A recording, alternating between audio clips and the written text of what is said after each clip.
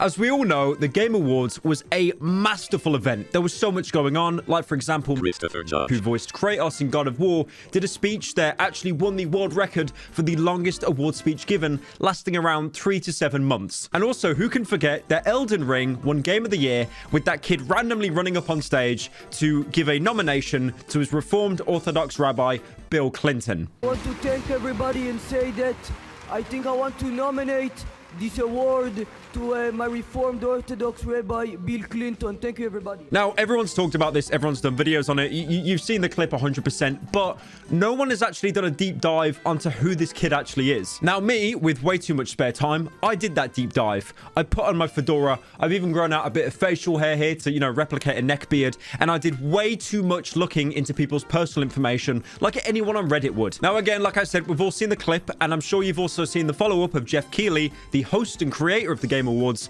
saying that shortly after, the kid got arrested. That's probably the point where, for you, the story ended and you didn't look much more into it. Well, I do want to say that shortly after the Game Awards concluded, I had a random follower of mine tweet me a Discord conversation between the kid that went on the stage, apparently his friend's friend, and it was basically all planned from the start. Now, obviously, this is the equivalent of Cool Story Bro. Discord screenshots are some of the easiest things to fake imaginable, but the timestamps did match up, and apparently, at the time, you could join this Discord server, and people reported that, yeah, the time codes were right. This was planned beforehand. Now, obviously, this doesn't really confirm much, apart from the fact that it was pre-planned, but, like, of course it was. Do you see the bravado that kid had going onto the stage? He did 2 roles. He went on there acting like staff, ushering the Elden Ring team onto the stage, and then he did like the equivalent of a spy in TF2 switching their disguise to make it look like he was actually part of the Elden Ring team. You can even see in one of the screenshots the kid messaging his WhatsApp group saying, "I've been arrested." And apparently the kid at the time was using that alias, and here is a conversation apparently of what he was saying. "What award are you waiting for? Game of the Year. Okay, is chance still 10%? I think higher.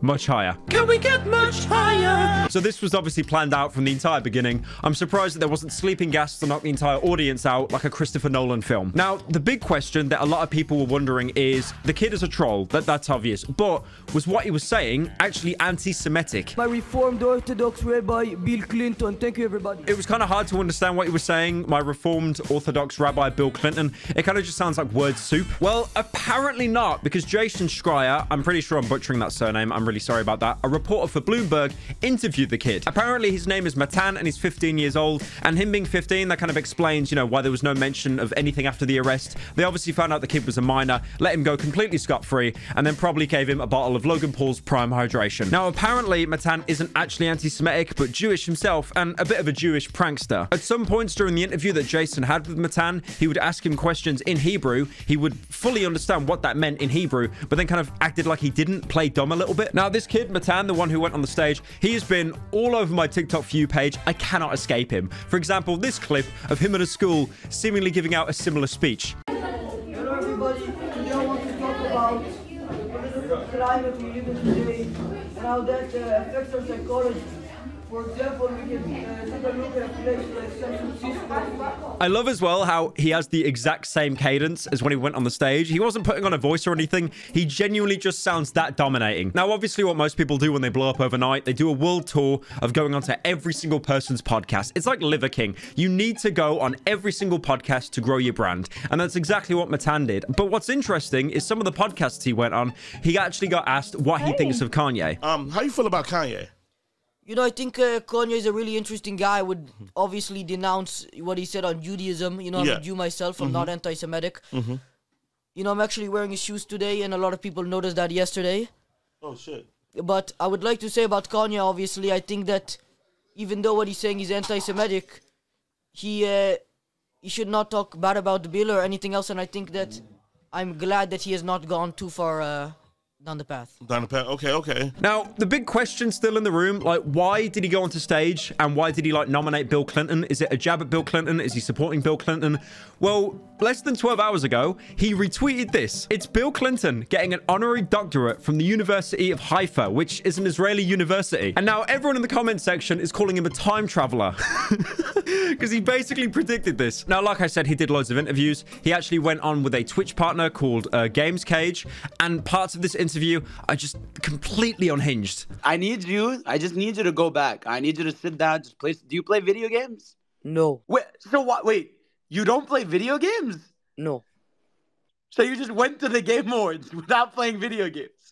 Right, I thought that it was a lot more important that I would spend my time planning on sending a message like I did than spending my time Right. playing video games. What the? Okay, do you know what Elden Ring is? Right, I've played it maybe like 5 minutes. I got tired and Okay. I started planning. Okay. So the kid admits he never plays video games and he's played about 5 minutes of Elden Ring and then he got bored. You know what I love so much? Why do this at the Games Awards? Did he have like a strategy plan where he looked at every single expo of the year and which one had the lowest security? It was probably the Games Awards that won because he walked onto the stage and didn't have any problems. Do you know what that game is? Do you know what Genshin Impact is? I've heard of it. Okay. Do you know what Sonic Frontiers is? Okay, yeah. Which one do you think is better? I haven't played either, but if you want a reliable opinion, you should probably go to somebody with more knowledge than me, such as Reformed Orthodox Rabbi. No. Listen. If you had to play one, Sonic Frontiers or Genshin, which one do you pick? It would depend on Bill. Well, which one is in the mood? So he's gone from someone who's doing a little bit of trolling to a dedicated Bill Clinton stan. Finally, presidential stans. I am so happy. It's actually insane that you have presidential stans. Next, you'll be telling me that there'll be like Minecraft stans or something. It's Minecraft stan? Come on. A couple years ago, he appeared on InfoWars and he looks about 4 years old. Now, you're probably wondering what that interview is in context to. Well, this is going to bring the whole story in full circle, I promise you. I don't know if you guys remember, but a couple years ago, there was an NBA game. And during a lot of sports games, what the cameramen like to do, apart from actually, film the players playing the game, they film the audience to get their reactions. For example, in the World Cup, a couple days ago, there was a match between England and France. If you film the audience in France, they were cheering and screaming because they all paid off the referee. And then the England team was full of tears and depression and crying because there was no alcohol to drink to cope. And they couldn't hit their wife when being filmed because they'd probably get a suspended sentence. Now, this NBA game I'm talking about was also filming the audience, and you can see Matan as a little kid up on the stage, and he's waving this LA shirt, begging to get their attention, thinking it's some like free shill or promo. And as soon as he sees the cameras on him, he drops the shirt and he picks up a shirt saying free Hong Kong. And you can see the sheer panic of the cameraman try to move the camera in any kind of direction as quick as possible because he knows he's going to lose his job. So even at a young age, this kid was just always a massive troll. The question is if he's doing it on his own, like his own volition, or if it's more of kind of like a Little Tay thing. I don't know if you remember Little Tay, the little girl that was going around saying, this bed costs more than your rent. And it was just obvious that her parents put her up to it. And then the parents realized that she was in way too deep and they pulled her out so she could have a normal childhood. It might be a situation like that where the parents are egging him on, but something like that we'll probably never really know. The scariest thing is, he is 15, right? And already such a major troll. What would he be like in 10 years? He'll either be the CEO of Twitter or probably running for president. I do want to say I've done a lot of digging into this and it's really interested me. So you know what? I'm going to put a bounty out there, all right? 100,000 likes on this video, which it will never get because we usually average around 20,000 likes. It will never get it. It will never hit this. But 100,000 likes, I'll reach out to Matan and interview him. Honestly, he's already reached out to me on Twitter. So setting up an interview will be incredibly easy. So 100,000 likes on this video and I'll interview the kid. I'll do it. I will do it. It won't hit 100K. If we're lucky, this video will hit 50. It's got to hit 100 or it's not happening. That's down to you guys. Get your little brother to like make a YouTube account and like the video. There you go. I just love that we live in like a day and age where anyone can just get famous completely overnight. I've been to like every degenerate corner of the internet and everyone is basically cheering this kid on. Like the fact that he went onto the stage. I mean, I will admit him taking away from Miyazaki and Elden Ring is a bit of an L. I don't really agree with that. I think it was a little bit like rude. But at the same time, it is kind of funny. It is very, very funny.